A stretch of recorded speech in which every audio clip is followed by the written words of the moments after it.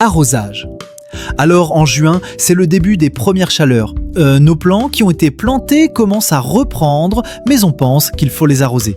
Oui, ils doivent être arrosés, mais voilà, trop d'arrosage nuit à la plante, tout autant qu'un arrosage insuffisant. Il va donc falloir savoir doser, c'est important, l'important c'est la dose. Pas d'arrosage superficiel car il faudrait recommencer tout de suite après et ça ne sert à rien. Il faut un arrosage en profondeur. Pourquoi ?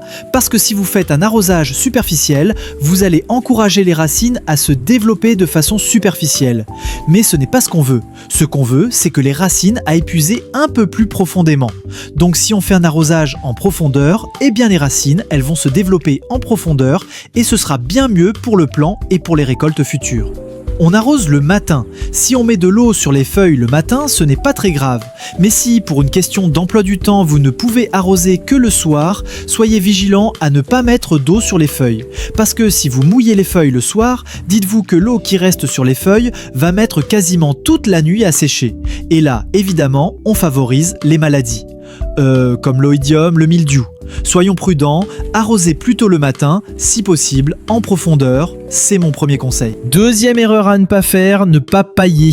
Le paillage consiste à mettre une couverture organique sur le sol, ça peut être de la paille, du foin ou de l'herbe sèche, ça peut être plein de matière organique, ça peut même être du BRF, broyat de branches assez grossier, qu'on utilise beaucoup dans les potagers. Après il y en a d'autres, vous avez les copeaux de champs, il existe plein de systèmes de paillage, mais si on ne fait pas cette opération de paillage, eh bien on va avoir une terre qui va chauffer très vite et c'est pas très bon pour les racines. Il faut qu'elle chauffe, mais pas trop vite. Donc, évitons de ne pas mettre de paillage. L'erreur, c'est de ne pas pailler. Vous avez compris ? Il faudra pailler avec le matériau que vous voulez. Mais le paillage, c'est quand même très important. Surtout que l'absence de paillage entraîne un gaspillage d'eau et ce n'est vraiment pas ce qu'il faut faire, surtout en cette période où on aura besoin de toute l'union des efforts pour obtenir une bonne récolte.